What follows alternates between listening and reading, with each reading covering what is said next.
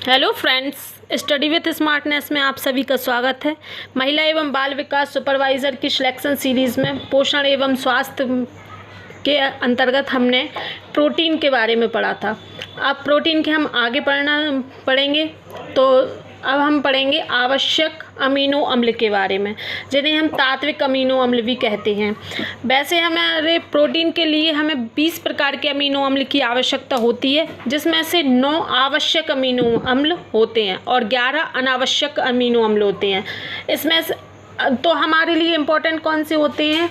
9 आवश्यक अमीनो अम्ल, और जो 11 होते हैं अनावश्यक, वो ज़्यादा इम्पोर्टेंट नहीं होते, उनसे ज़्यादा क्वेश्चन नहीं बनते। तो हम सिर्फ आवश्यक अमीनो अम्ल को याद करेंगे, क्योंकि इन्हें हमें बाहर भोजन के रूप में भोजन से लेना पड़ता है।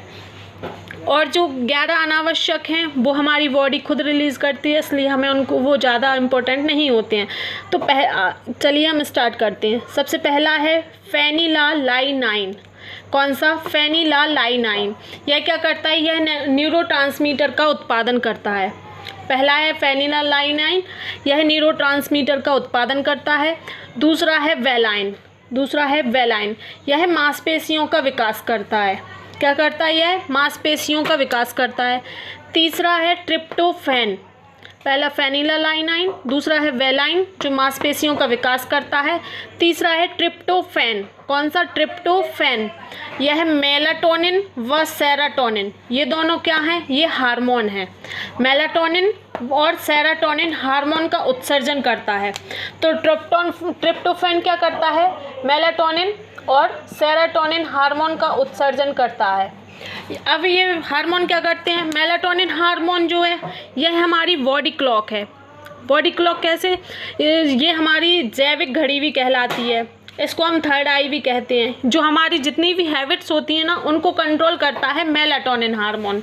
इसलिए हम इसको क्या कहते हैं? जैविक घड़ी या हमारे शरीर की घड़ी कहते हैं मेलाटोनिन को। दूसरा है सेरोटोनिन हार्मोन। तो सेरोटोनिन हार्मोन क्या होता है? इसको हम बोलते हैं हैप्पी हार्मोन या फील गुड हार्मोन। तो हैप्पी हार्मोन, जब ये सेरोटोनिन रिलीज़ होता है तो हमें मतलब खुशी का अनुभव होता है।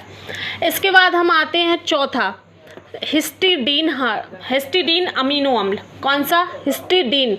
तो ये क्या करता है? यह प्रोटीन के संश्लेषण में सहायक होता है। हिस्टिडीन क्या करता है? प्रोटीन के संश्लेषण में सहायक होता है। इसके बाद हम 5वें नंबर पे आते हैं लाइसिन। तो लाइसिन क्या करता है? वसीय अम्लों का ऊर्जा में चेंज करता है। जो फैटी एसिड्स होते हैं उनको एनर्जी में चेंज करता है। कौन? लाइसिन।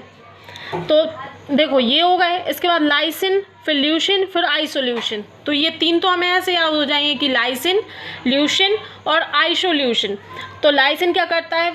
फैटी एसिड्स को एनर्जी में चेंज करता है, वसीय अम्लों को ऊर्जा में चेंज करता है। इसके बाद आते हैं हम आइसोल्यूशन पे। तो आइसोल्यूशन क्या करता है? यह एचपी के निर्माण में सहायक होता है। आइसोल्यूशन क्या करता है? एचबी के निर्माण में सहायक होता है। एचबी मतलब हीमोग्लोबिन के निर्माण में सहायक होता है। हीमोग्लोबिन काय के लिए आवश्यक होता है? यह रक्त में होता है, तो ये खून से रिलेटेड हो गया। अब आए हम किस पे? ल्यूसिन पे। तो ल्यूसिन क्या करता है? एटीपी निर्माण ऊतक तथा कोशिकाओं के पुनर्जनित होने में सहायक होता है। कौन सा? ल्यूसिन। तो lysine, leucine, isoleucine, histidine, tryptophan, valine, फेनिलालाइनाइन।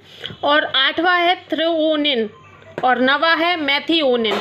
Threonine और मैथिओनिन। थ्रेओनिन, मैथिओनिन।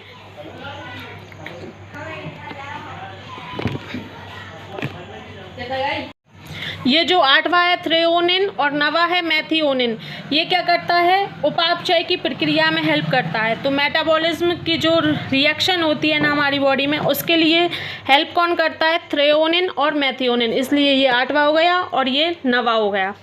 तो ये हो गए हमारे 9 ही आवश्यक अम्ल जो प्रोटीन को बनाने में आवश्यक होते हैं, और 11 जो अनावश्यक तत्व हैं वो हमें पढ़ने की ज़रूरत है नहीं। और आपको पता है मेटाबॉलिज्म रिएक्शन कौन कौन सी होती हैं? 4 होती हैं। यदि मेटाबॉलिज्म रिएक्शन हमारी बॉडी में नहीं होंगी तो हमारी मृत्यु भी हो सकती है। यदि हम सांस नहीं, कौन कौन सी होती हैं? श्वसन, पाचन और बीपी। श्वसन, पाचन, बीपी और हार्ट बीट। ये यदि चारों नहीं होंगी तो हमारी मृत्यु भी हो सकती है। तो ये हमने प्रोटीन के बारे में मोस्टली हमने पढ़ लिया है। ठीक है, यहाँ पे हमारा प्रोटीन होता है ख़त्म। कल से हम पढ़ेंगे विटामिन के बारे में। विटामिन के मैंने कुछ शॉर्ट्स भी डाले हैं, पर कल से हम बिल्कुल डीप तरीके से पढ़ेंगे, डीपली तरीके से विटामिन के बारे में। Thank you.